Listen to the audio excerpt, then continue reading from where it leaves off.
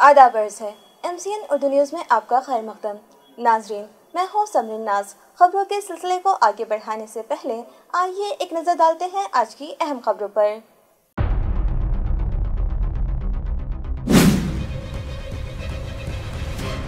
मुल्क की सबसे बड़ी अदालत सुप्रीम कोर्ट ने राहुल गांधी को दी बड़ी राहत। निचली अदालतों के फैसलों पर लगा दी रोक। कांग्रेसी और अपोजिशन इत्तेहाद में खुशी की लहर। शहर में भी मनाया गया जमकर जश्न।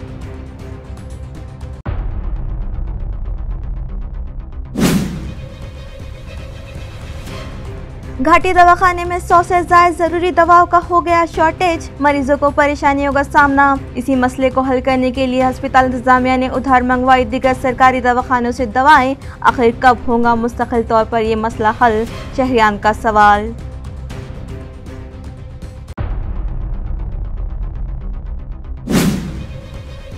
जयपुर मुंबई ट्रेन में एक RPF कांस्टेबल की जानिब से गोलियां दागकर 4 मुसाफिरों को कत्ल किए जाने और दीगर रियासतों में हो रहे फिरकावाराना फसादात की महाराष्ट्र मुस्लिम अवामी कमेटी ने की मजम्मत। कातियों के खिलाफ सख्त कार्रवाई का सदर जमहूरिया व हुकूमत से किया मुतालिबा। मेमोरेंडम पेश।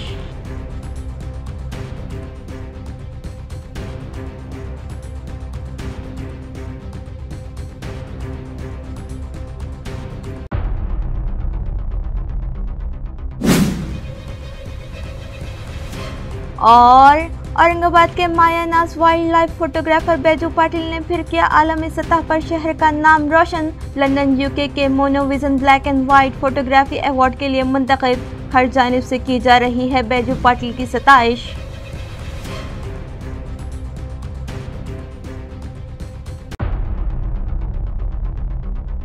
अब खबरें तफसील से। इंडियन नेशनल कांग्रेस के ओहदेदार और वर्कर्स के लिए आज का दिन ईद जैसा था, क्योंकि मुल्क की सबसे बड़ी अदालत सुप्रीम कोर्ट ने राहुल गांधी की सजा मंसूख कर दी। कोर्ट का फैसला आते ही क्रांति चौक पर पार्टी वर्कर्स व ओहदेदारान जमा हुए और ढोल ताशे बजाते हुए मिठाइयाँ तकसीम करके जश्न मनाया।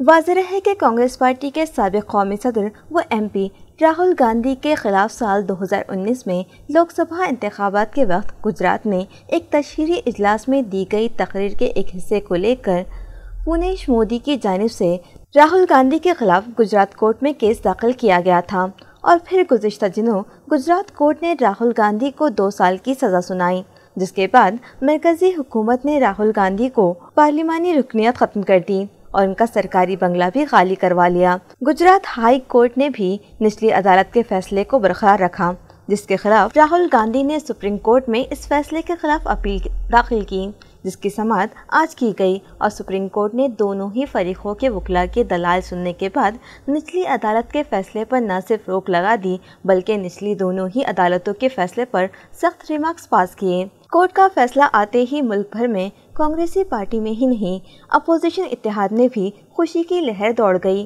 और कांग्रेस पार्टी के ओहदेदारान व वर्कर्स क्रांति चौक पर जमा हुए और इस फैसले का खैर मकदम करते हुए जोरदार आतिशबाजी की गई, ढोल ताशे बजाए गए और आपस में मिठाइयाँ तकसीम करके जश्न मनाया गया। आदरणीय राहुल गांधी साहेबांनी ज्या हेतूने त्यावेळेला कर्नाटकामध्ये त्यांचं स्टेटमेंट केलं होतं, त्यामध्ये कुठल्याही प्रकारचा गैरप्रकार नव्हता किंवा कोणाचा हेतू मन दुखवायचा नव्हता, परंतु ज्याला काही काम नाही असा एखादा माणूस उठतो आणि गुजरातच्या कोर्टात न्यायालयात केस दाखल करतो आणि त्यात न्यायालयाने आपल्या विरोधात निकाल दिला, परंतु देर आहे दुरुस्त आहे। न्यायपालिकेवर आणि बाबासाहेबांच्या घटनेवर काँग्रेस पक्षाची आणि राहुलजीची निष्ठा आहे आणि म्हणून आम्ही न्यायपालिकेमध्ये दाद मागितली आणि आम्हाला सर्वोच्च न्यायालयाने त्याच्यामध्ये स्थगिती दिली।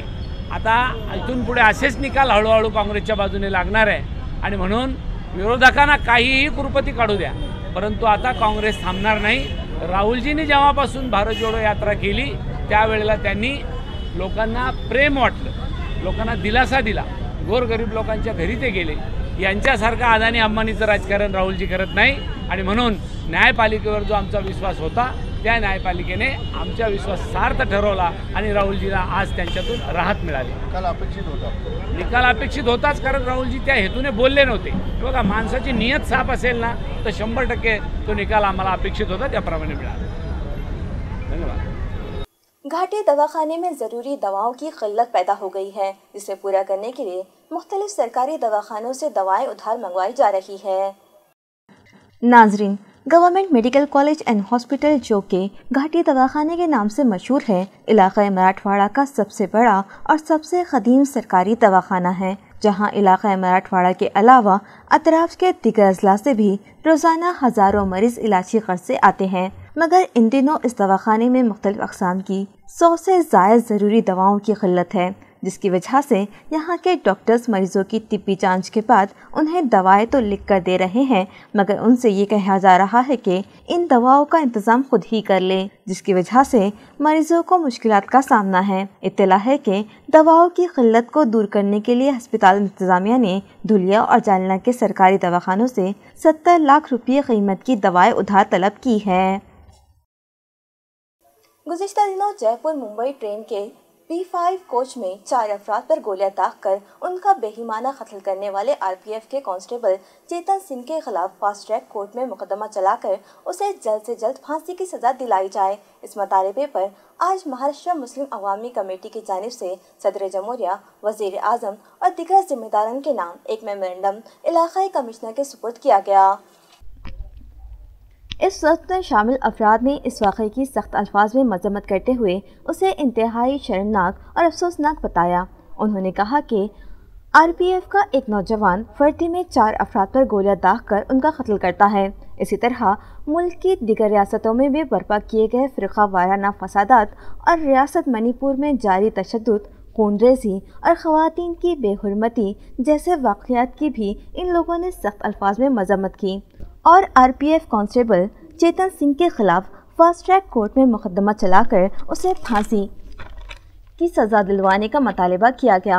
इसी तरह दिगर रियासतों में हुए फसादात के ज़िम्मेदारान पर भी शिकंजा कसने का मुतालबा सदर जमहूरिया हिंद, वज़ीर आज़म, मरकज़ी वज़ीर दाखिला, रियासती वज़ीर आला और दिगर से किया गया. इन सभी के नाम एक मेमोरेंडम इलाक़ाई इंतज़ामिया के सुपुर्द किया गया. आज महाराष्ट्र मुस्लिम अवामी कमेटी की तरफ से गवर्नमेंट को एक निवेदन दिया हमने, जिसमें हमारी मांग थी जो हादसा हुआ ट्रेन का, जो ट्रेन में 4 लोगों को एक पुलिस वाले ने शूट किया वर्दी में रहते हुए, और ख़ास तौर पे उसमें 3 मुसलमान थे. हर बोगी में अलग अलग जाके ढूंढ के दाढ़ी टोपी वालों को शूट किया और उसके बाद उसका स्टेटमेंट रहता कि देश में रहना होगा तो मोदी और योगी को वोट देना है और इनका कनेक्शन पाकिस्तान से है. और ये क्या हालात बना के रखे इस मुल्क में प्रधानमंत्री ने और होम मिनिस्टर ने, इस मुल्क के क्या हालात बना के रखे. ये आप देखो किस लोगों की मानसिकता क्या बिगड़ी. मेन मीडिया इसको बता रहा नहीं. और जो नूह में वाक़या हुआ, जो नूह में जो हालात हुए, जो वहाँ पे जो कई हज़ार गाड़ियाँ जले, कई मुसलमानों की दुकानें जले, कई मुसलमानों पे हमले हुए, मस्जिद जलाई गई, इमाम को मारा गया, और क्या मुसलमानों को रहना मुश्किल कर दे रहे इस देश में ये BJP RSS के लोग. और हमारा देश के प्रधानमंत्री उस पर खामोश है. मणिपुर का भी हमने दिया. मणिपुर में हमारी माँ बहनों को रोड पे नंगा घुमाया जा रहा है. ये बड़ी शर्म की बात है. क्या किस तरफ हमारा देश जा रहा है ये. और हज़ारों लोगों का मर्डर किया, हज़ारों लोगों को रोड पे भून दिया. मणिपुर में 60,000 लोग उसमें हैं, कैंपों में हैं, और पूरे मुल्क में अराजकता का माहौल है. और प्रधानमंत्री बाहर की देश की यात्राओं में मसरूफ़ है और देश की तरफ ध्यान नहीं है. ख़ास करके माइनॉरिटीज़ पे जो जुल्म हो रहा, मुसलमानों को सताया जा रहा है, ये बंद करो, वरना मुल्क के हालात बहुत ख़राब होंगे और देश के लिए अच्छी बात नहीं है. यही हमने मेमोरेंडम दिया, डिवीज़नल कमिश्नर के मार्फत हमने प्रेसिडेंट ऑफ इंडिया को निवेदन दिया. इसी तरह यूथ विंग जमात इस्लामी हिंद औरंगाबाद की जानिब से भी जयपुर मुंबई ट्रेन वारदात की सख्त अल्फाज में मजम्मत की गई और खाती RPF कांस्टेबल चेतन सिंह के खिलाफ सख्त एक्शन लेने का मुतालबा किया गया. इस ज़िमन में एक मेमोरेंडम इलाक़ाई कमिश्नर की मारिफत सदर जमहूरिया हिंद को रवाना किया गया. इस वक्त में सलमान यार खान, इमरान खान, शेख शाहरुख, मोहम्मद उमेर, फजल कुरैशी, शेख रियाज, अल्तमश हाशमी, शेख बरकत और शेख ज़मीर भी शामिल थे.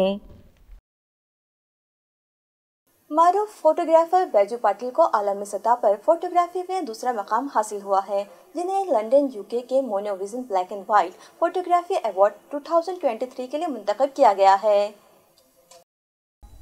वाज़ेह है कि फोटोग्राफी के इस मुकाबले में पूरी दुनिया से 37,000 फ़ोटोज़ शामिल किए गए थे। 27 मुल्कों से शामिल किए गए इन 37,000 फ़ोटोज़ में औरंगाबाद के मायानाज फोटोग्राफर बैजू पाटिल का भी फ़ोटो शामिल था। ये मुकाबला black and white wild life के उन्वान पर मुनक़िद किया गया था। बैजू पाटिल गुज़िश्ता 36 साल से वाइल्ड लाइफ फ़ोटोग्राफी करते आ रहे हैं और इनके ज़रिए खींचे गए फ़ोटोज़ को कई नेशनल और इंटरनेशनल अवार्ड से नवाजा गया है। लंदन यूके की जानिब से मुनक़िदा इस मुकाबले के लिए बैजू पाटिल ने जो फ़ोटो भिजवाया था वो भरतपुर राजस्थान बोट सेंचुरी में खींचा था। उन्हें इस अवार्ड के लिए मुंतखब किए जाने पर हम MCN की जानिब से उन्हें दिल की अमीर गहराइयों से मुबारकबाद पेश करते हैं। माहौलियाती आलूदगी पर काबू पाने के लिए हुकूमत की जानिब से शजरकारी पर खुसूसी तवज्जो दी जा रही है, जिसके तहत जिला परिषद इंतजामिया की जानिब से पिंपलगांव, 5 पीरवाड़ी, वर्जरी की महादेव टेकड़ी पर मुख्तलिफ अक़साम के पौधे लगाए गए। इस तकरीब में जिला परिषद के CEO विकास मीना, API आरती जाधव, डिस्ट्रिक्ट एग्रीकल्चर ऑफिसर प्रकाश पाटिल और BDO सुहास चौधरी मेहमानाने खुसूसी की हैसियत से शरीक थे, जिनका मुख्तलिफ पौधों की रोपस देकर इस्तकबाल किया गया। इसके बाद महादेव की टेकड़ी पर 200 पौधे लगाए गए। इस मौके पर मेहमानों ने कहा कि इस मकाम को सियाहती मकाम बनाने की कोशिश की गई। शजरकारी के इस प्रोग्राम में पीपलगांव, वर्जड़ी, 5 पीरवाड़ी ग्राम पंचायत के सरपंच, नायब सरपंच, ग्राम सेवक, तलाठी, सरकारी मुलाजमीन, आंगनवाड़ी की सेविकाएं और साकिनान बड़ी तादाद में शरीक हुए। महसूल हफ्ते के तहत डिजास्टर मैनेजमेंट की जानिब से एक हाथ मदद का नामी प्रोग्राम आज चलाया गया और तालुका फुलमरी व गंगापुर के तलबा और अवाम को कुदरती आफात से बचने के गुर सिखाए गए। तालुका फुलमरी के संसावता माली ग्रामीण कॉलेज में स्नेक बाइट और CPR इन मौज़ूआत पर रहनुमाई के लिए एक वर्कशॉप रखा गया था। इसी तरह तालुका गंगापुर के नेवर गांव में फ्लड एंड वाटर रेस्क्यू के उन्वान पर हाज़रीन की रहनुमाई की गई। वाज़ेह है कि जिला कलेक्टर आस्तिक कुमार पांडे, RDC जनार्दन विधाते और डिप्टी कलेक्टर अप्पा साहब शिंदे की रहनुमाई में इन दिनों महसूल वीक मनाया जा रहा है, जिसके तहत तालुका गंगापुर और फुलमरी के तहसीलदारों की मौजूदगी में डिस्ट्रिक्ट डिजास्टर मैनेजमेंट की जानिब से देही अवाम और स्कूल तलबा को रहनुमाई के लिए वर्कशॉप मुनक़िद किया गया। वक्त तो चला है एक मुख्तसर से वक्फे का। खबरें अभी और भी हैं, आप देखते रहिए MCN उर्दू न्यूज़।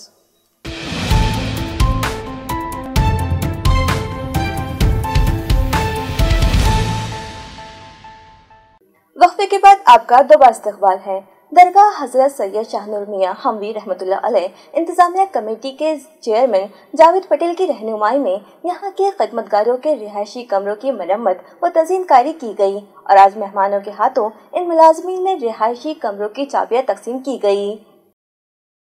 नाजरीन, हमारा शहर सूफी संतों की ज़मीन कहलाया जाता है। यहाँ इस दुनिया से पर्दा कर लेने के बाद भी कई सूफी बुजुर्ग हैं जो ज़मीन में आराम फरमा है। इन्हीं बुजुर्गाने दीन की फहरिस्त में हज़रत सैयद शाहनूर रहमी रहमतुल्लाह अलैह का नाम भी शामिल है, जिन्होंने अपनी पूरी ज़िंदगी दावत इलाही और अवाम की खदमात में गुजार दी। यही वजह है कि उनके इस दुनिया से पर्दा कर लेने के बाद भी रोज़ाना हज़ारों की तादाद में ज़ायरीन दरगाह शरीफ पर हाज़िरी देते हैं और उनसे रूहानी फैज़ हासिल करते हैं। इस दरगाह के इंतज़ामात की बागडोर साल 2013 में जावेद पटेल और उनके साथियों के सुपुर्द की गई और तभी से उन्होंने इस दरगाह में आने वाले ज़ायरीन को बुनियादी सहूलतें फराहम करवाने के लिए कई तरक्याती काम करवाए और अब दरगाह की खिदमत पर मामूर वक्फ मुलाजिमीन के खस्ता हाल रिहायशी कमरों को मुनहदिम करवा कर यहाँ पुख्ता कमरे तामीर करवाए, जिनकी चाबियाँ उन मुलाजिमीन के सुपुर्द करने के लिए एक सादा सी तकरीब साबिक़ मेयर अब्दुल रशीद खान उर्फ रशीद मामू, मारूफ सोशल वर्कर हाजी शरफुद्दीन सिद्दीकी, साबिक़ कॉरपोरेटर अकरम पटेल और इलाके के बुजुर्ग शख्सियात सुलेमान सेठ की रहनुमाई में मुनक़िद की गई, जिनका दरगाह कमेटी के जिम्मेदारान की जानिब से पुरतबाक इस्तकबाल किया गया। हाजी शरफुद्दीन सिद्दीकी उर्फ शरफू भाई और साबिक़ मेयर अब्दुल रशीद खान मामू ने जावेद पटेल और उनके साथियों की कारकर्दगी की खूब तारीफ की और उन्हें मुबारकबाद पेश की। 11 साल का बच्चा है, मतलब 11 साल कभी नहीं समझते। तो एक बड़ा अच्छा है। पुरानी कमेटियां भी थी लेकिन काम नहीं हुआ, मुझे अफसोस से घूमना पड़ता है। अगर ये 21 साल के होते तो शायद जमीन और भी नहीं। इस एरिया का नाम शाहपुरी, शाहपुरी साहब के नाम पर रखी है। औरंगजेब साहब के जमाने के सबूत के वजीर की यहाँ तस्वीर है। मेरे दादा को गुजर के 107 साल हो गए जिनकी खबर काम करी है। पुराने जमाने की बात कर रहा हूँ मैं, मेरे दादा दादी का भी है यही मजाक। तो पूरा देखते आ रहे थे इनकी जो काम है। और करीम पहलवान साहब जो थे जिन्होंने मस्जिद तामीर का बहुत ही किए, जिनको अल्लाह जन्नत करे। साथ ही साथ अकरम पटेल के साथ, जावेद मियां का उनके साथ, हमने सब लोगों का जो साथ हुआ है, ये बड़ी सोच की बात है। शादी खाना तो हुआ, हाल हुआ, लेकिन ये सुनने के भी शहर में आया कि आपने प्लाट बेचे, ये बहुत बड़ी खास बात है। कुछ बेचे नहीं, उसको डेवलप किया, ये बहुत बड़ी बात है। अब यहाँ पर मजदूर जो लोग हैं, गरीब लोग, उनके लिए भी आपने कॉर्नर बनाया। मैं मुबारकबाद देता हूँ कि ये सोच बहुत बड़ी बात है। सोचिए आज एक शादी खाना हुआ, अपने यहाँ पर साफ बिछवा चलते थे तो आ नहीं सकते थे, आज ग्राउंड साफ हो गई जो आपने किए, मैं आपको बहुत बहुत मुबारकबाद देता हूँ। इस ढंग से आपने काम किए, आज आने के बाद लोगों को फिलिप होती देती है। आप बता रमजान में कह रहे हैं दिन होते, रात हो के दिन हो, एक कमेटी फॉर्म आके खबर को देती, लोगों को सहूलत देती है। पानी का इंतजाम सबसे बेहतरीन इंतजाम है।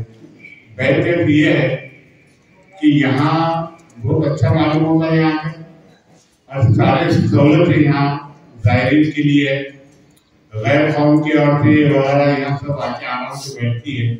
यहाँ का इंतजाम इसलिए अच्छा है कि यहाँ की जो कमेटी है बहुत बेहतरीन तरीके से हर पहलू पर गौर करके काम कर रही है। तो मेरे ख्याल में मैं और हमारे अभिभावक वालों की तरफ से उनको मुबारकबाद देता हूँ और हिम्मत अफजाई करता हूँ और इनके लोगों से कहता हूँ कि भाई ये काम करने का तरीका किनसे सीखिए। आपने यहाँ बुलाया, महान की पहली दरगाह है जहाँ हर किस्म की सहूलत है, और आपको बहुत अजीब लगेगा कि मानने वालों में गैर कौम के लोग इतने हैं कि जिसका अंदाजा नहीं लगा। और यहाँ दुनिया शादी की सहूलत है, बैठने की सहूलत है, दरगाह के सामने बैठने की सहूलत है, शेड द्वारा ये वो इतने काम है कि गिन नहीं सकते। खाली बस इतना ही कहते हैं भाई इतनी कमेटी है जिसमें सब लोग भाई सलमान है, संदीप है, जावेद है, ये मेन है। ये इतनी कोशिश करते हैं कमेटी के लोग, और दूसरे जो कमेटी के लोग हैं इनके बोलने में बात करते काम करते हैं। आज तो यहाँ हैरत होगी कि इसके बाद उन मेहमानों के हाथों इन रिहायशी कमरों का रस्मी इफ्तिताह किया गया। यही एक कंट्रोल रूम भी कायम किया गया और दरगाह के अहाते में लगाए गए खुफिया कैमरों के जरिए ली जाने वाली मनाजिर पर रखी जाती हैं। इसके बाद मेहमानों के हाथों दरगाह के मुलाजिमीन में उनके रिहायशी कमरों की चाबियाँ उनके सुपुर्द की गईं। उनके लिए पुख्ता रिहायशी कमरे तामीर किए जाने पर मसरत से इन मुलाजिमीन की आंखों से आंसू छलक पड़े और इन लोगों ने भी जावेद पटेल और उनके साथियों का शुक्रिया अदा किया। आइए देखते हैं इन कारनामों पर जावेद पटेल क्या कहते हैं। अस्सलाम वालेकुम। आज का प्रोग्राम, आज जो प्रोग्राम हुआ, जो रूमों का बहुत दिन से मेहनत चालू थी रूमों के लिए, और आज ये काम पूरा मुकम्मल हुआ। और मैं दरगाह का प्रेसिडेंट हूँ जावेद खान करीम खान पटेल, और 2013 से आज 2023 हो गए हमको काम के लिए। तो हमने बहुत सारी मेहनतें, बाउंड्री से लेके तो शादी हाल, समा खाना, मस्जिद और अपने जो रूम बने, हमने हर तरीके की यहाँ मेहनत करी। और हमारा मेहनत करने का और उसका एक नज़रिया, एक ही एक नीयत थी हमारी कि शाहनूर मियाँ की दरगाह हमको डेवलप करना है। और आज भी हमारी इच्छा ये है, हमारी कोई नीयत नहीं है कि किसी को डोल मटोल करके किसी का नज़रिया ख़राब करने का है, किसी का डुबा के खाने का है। और हमारे पास दरगाह में एक चीज़ ऐसी है कि 2013 से तो 2023 तक पूरा ऑडिट और वक्फ फंड भरा हुआ है दरगाह का। और अब कोई किसी से फंड भी नहीं लेते, कोई आमदार का नहीं, कोई खासदार का नहीं, कुछ भी नहीं। हमारा जो भी मेंटेनेंस होता है दरगाह का, तो हम सिर्फ शादी हाल के इस पर पूरा मेंटेनेंस करते हैं। और आज हमने जो गरीब गुरबा के लिए जो सोचे, तो आज हम जो आज आलीशान बंगलों में, घरों में जो रह रहे, तो आज हमने ये सोचे कि आज ये लोग भी हमारे तरीके के रूमों में रहे और दरगाह के 30-30, 40-40 साल से ये खिदमत अंजाम दे रहे थे। और बहुत ही मैंने बहुत कुछ सोचा है उनके लिए, लेकिन जितना मेरे से हुआ, जितनी ऊपर वाले ने मेरे को हिदायत दी, तो उतना ही काम मैंने आज करके बताया हूँ। और ये पूरे कमेटी की मेहनत है, मेरे अकेले की मेहनत नहीं है। ये मेरे कमेटी आज तक मैं कोई भी काम करता है तो वो कमेटी में कभी भी इंटरफेयर नहीं करती है और आके नहीं पूछते कि तुम क्या कर रहे क्या नहीं कर रहे करके। और मैंने आज तक जो भी काम करा दरगाह में तो कोई काम गलत किया नहीं मैंने। मैं करने से पहले नायब सदर, सेक्रेटरी, खजांची और बाकी के जो मेरे मेम्बरान है, इमरान जैन सेक्रेटरी, इनको सब पूछ पछाड़ के और ये प्रोग्राम होने से पहले इनको सभी बात बता देते कि भाई हमको ऐसा ऐसा प्रोग्राम करना है। और हमारे महल्ले के मोतेबर शख्स हाजी शरफुद्दीन सिद्दीकी साहब, उनके पास 8-4 दिन के बाद हमारे पास कुछ ऐसा होता है तो हम उनसे राय मशवरा लेते हैं कि अपने को इस चीज़ में ऐसा ऐसा करना है। बाद में हमारे ख्वाजा अमीन साहब है, खुसरो भाई है, रशीद मामू है, और बाज़ हफ्ता हमको जो लोगों से हमारे नहीं समझ में था उनसे राय मशवरा करके और काम करते तो करके ऊपर वाले ने हमको आज तक ये काम तक लाया और अल्लाह ने हयाती दी। तो इंशाल्लाह ये काम तुमको और आगे इससे बड़े पैमाने में तुमको और कुछ चीज़ देखने के लिए मिलेंगी। देवगिरी कॉलेज की जानिब से मुख्तलिफ समाजी प्रोग्राम मुनक़िद किए जा रहे हैं। ये तिला कॉलेज के जिम्मेदारान ने आज एक प्रेस कॉन्फ्रेंस में दी। उन्होंने सहाफ़ियों को बताया कि सोशल साइंस डिपार्टमेंट और research survey and national social service शोबे की जानिब से ये प्रोग्राम मुनक़िद किए जा रहे हैं, जिसमें रेन हार्वेस्टिंग और शजरकारी की जाएगी। इस तरह दीगर समाजी प्रोग्राम्स मुनक़िद किए जाएंगे। दरवर्षीप्रमाणे यावर्षी सुद्धा देवगिरी महाविद्यालयाने पावसाळ्याच्या ऋतूमध्ये विविध सामाजिक उपक्रम हाती घेतलेले आहे की ज्याचा फायदा शहरातील नागरिक आणि वर्षभर या परिसरासाठी होईल, की ज्यामध्ये मुख्यतः पावसाळ्यामध्ये रेन वॉटर हार्वेस्टिंग हे कसं मोठ्या प्रमाणात राबवता येईल। कारण आपण पाहतो की शहरामध्ये कॉन्क्रीटचे रोड आणि कॉन्क्रीटचे घरं यांचं मोठं प्रमाण असल्यामुळं 90% पाणी इथं बाष्पीभवन आणि वाहून जाते। तर हे पाणी प्रत्येक नागरिकाने आपल्या कंपाऊंडमध्ये कसं जिरवता येईल, सोसायटीवाल्यांनी आपल्या सोसायटीच्या ओपन स्पेसमध्ये कसं जिरवता येईल आणि महानगरपालिकेने इतर ओपन स्पेसमध्ये कसं जिरवता येईल की जेणेकरून हे पाणी आपल्याला दिवाळीनंतर वर्षभर वापरता येईल। आपल्याला सर्वांना माहीत असेल की औरंगाबादमध्ये जरी जायकवाडीचं पाणी भेटत असेल तरी 35 ते 40% लोकसंख्या ही स्थानिक भूजलावर अवलंबून आहे। रेन वॉटर हार्वेस्टिंगचा आम्ही उपक्रम मोठ्या प्रमाणात घेतलेला आहे। त्याचं मार्गदर्शन आम्ही मोफत शहरातील नागरिकांना करणार आहोत आणि त्यासाठी प्रदर्शनसुद्धा महाविद्यालयाने आम्ही आयोजित केलेलं आहे। दुसरं वृक्षारोपण, ग्रीन शहर, यामध्ये वृक्षारोपण फक्त न करता ते दत्तक पद्धतीने की झाड लावलं तर त्याला कोणीतरी लक्ष दिलं पाहिजे, तर आम्ही ते सुद्धा उपक्रम औरंगाबाद शहराचा जो परिसर आहे सातारा, ज्यामध्ये SRP कॅम्प तसेच सोलापूर हायवे आणि आम्ही दत्तक घेतलेले जे 5 गाव आहेत त्यामध्ये आम्ही राबवणार आहोत। आणि विविध जे सामाजिक उपक्रमाशी रिलेटेड योजना असतात त्या योजनांचं सर्वेक्षण करून शहरातील नागरिकांना त्याबद्दल जागृती करणे। तसंच आता आपण पाहतो अनियमित जो पाऊस येतो, एअर पोल्युशनचे प्रॉब्लेम असतील, इन्व्हायरमेंटल प्रॉब्लेम असतील, तर त्या संदर्भात आमचे इन्व्हायरमेंटल सायन्सचे विद्यार्थी शहरातील जिथं गर्दी असते, जास्त प्रमाणात व्हेकल्स असतात, तिथं रीडिंग घेऊन सॉईल म्हणजे एअर पोल्युशन किती आहे, सॉईल पोल्युशन किती आहे, तसंच त्या ठिकाणचं साऊंड पोल्युशन किती आहे हा सर्वेक्षण करून तो सुद्धा शासनाला अहवाल देणार आहोत की जेणेकरून येणाऱ्या काळात जे प्रदूषण अजून वाढून राहिलं ते कसं थांबवत आहे। ह्या सर्व योजना राबवण्यासाठी आमचे मॅनेजमेंट जे म्हणजे संस्थेचे सचिव आमदार सतीश भाऊ चव्हाण असतील, आमचे स्थानिकचे अध्यक्ष मान्य पंडितरावजी हर्षांना, महाविद्यालयाचे उपप्राचार्य आणि विभाग प्रमुख यांनी सर्व एक टीम तयार करून हे आम्ही काम राबवत आहोत आणि तसं नियोजन आम्ही केलेलं आहे। प्राचार्य अशोक तेजनकर। मुख्तलिफ तकनीकी कामों के लिए आज 100 TMC और 56 TMC supply scheme shut down किया गया था। रात देर गए तक ये काम जारी थे, जिसके बाद शहर का वाटर सप्लाई शुरू कर दिया गया। ये तिला म्यूनिसिपल कॉर्पोरेशन के वाटर सप्लाई डिपार्टमेंट से मौसूल हुई है। वाज़ेह है कि शहर को पानी सप्लाई करने वाली 100 TMC स्कीम के तहत जायकवाड़ी डैम के नए पंप हाउस में VCB चैनल बिठाने और इनकमर 2 का कदीम MOCB निकालकर नया VCB नस्ब करने और पंप 4 के वेल्व तब्दील करने के लिए आज शटडाउन किया गया था। शाम 6 बजे तक ये तमाम तकनीकी काम मुकम्मल कर लिए गए और उसके बाद पानी सप्लाई शुरू कर दिया गया, मगर आज कई घंटों तक सप्लाई बंद होने के सबब आज जिन इलाकों में सप्लाई होना था उन्हें ताख़ीर से या फिर कल पानी फराहम हो जाएगा और शहर भर में वाटर सप्लाई सिस्टम को मामूल पर आने के लिए कम से कम 2 दिन लग जाएंगे। ये इत्तला म्यूनिसिपल कॉरपोरेशन के वाटर सप्लाई डिपार्टमेंट से मौसूल हुई है।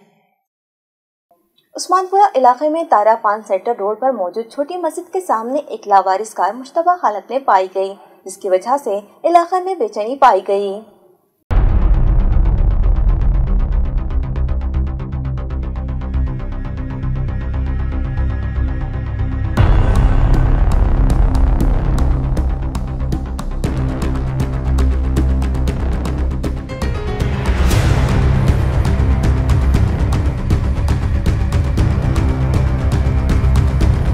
इस वाक़े की इत्तला मिलते ही उस्मानपुरा पुलिस का अमला वहां पहुंचा और कार के मालिक की तलाश शुरू कर दी, मगर जब कार मालिक का कोई पता न चला तो उस्मानपुरा पुलिस ने बम डिटेक्टिंग एंड डिस्ट्रॉय स्क्वाड को वहां तलब किया।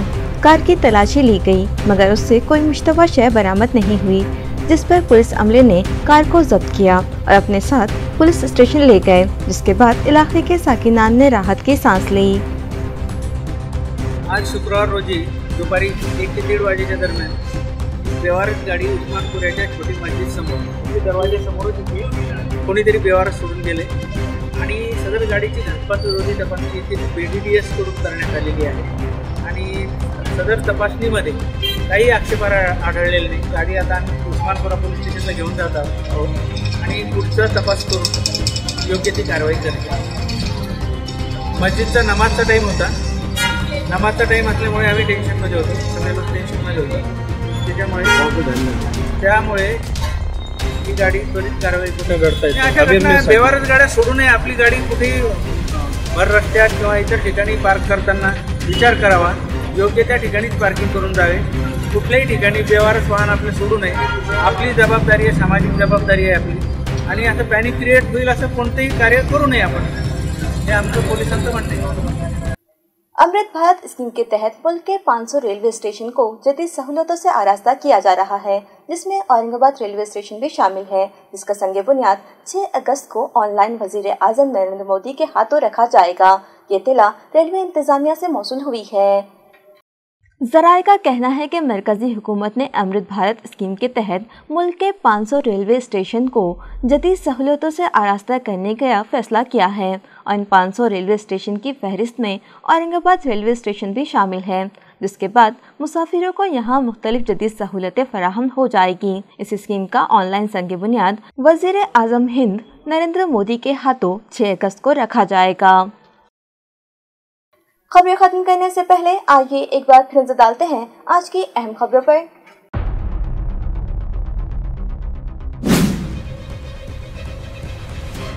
मुल्क की सबसे बड़ी अदालत सुप्रीम कोर्ट ने राहुल गांधी को दी बड़ी राहत, निचली अदालतों के फैसलों पर लगा दी रोक। कांग्रेसी और अपोजिशन इत्तेहाद में खुशी की लहर, शहर में भी मनाया गया जमकर जश्न।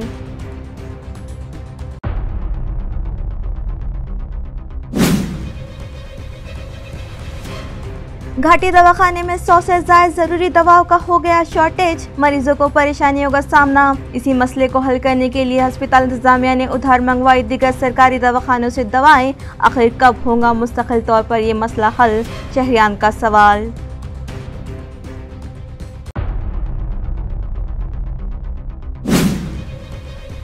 जयपुर मुंबई ट्रेन में एक RPF कांस्टेबल की जानिब से गोलियां दागकर 4 मुसाफिरों को कत्ल किए जाने और दीगर रियासतों में हो रहे फिरकावाराना फसादात की महाराष्ट्र मुस्लिम अवामी कमेटी ने की मजम्मत। कातियों के खिलाफ सख्त कार्रवाई का सदर जमहूरिया व हुकूमत से किया मुतालिबा, मेमोरेंडम पेश।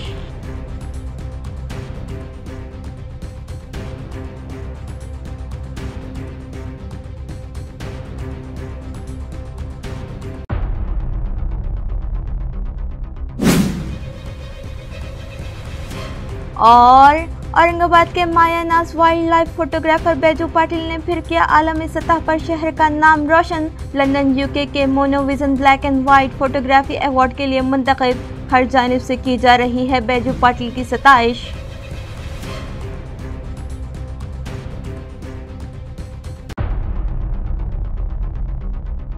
इसी के साथ MCN उर्दू न्यूज़ अब यही खत्म होती है। कल फिर मुलाकात होगी कुछ और खबरों के साथ। तब तक के लिए मैं समरीन नाज आपसे इजाज़त चाहती हूँ। खुदा हाफिज।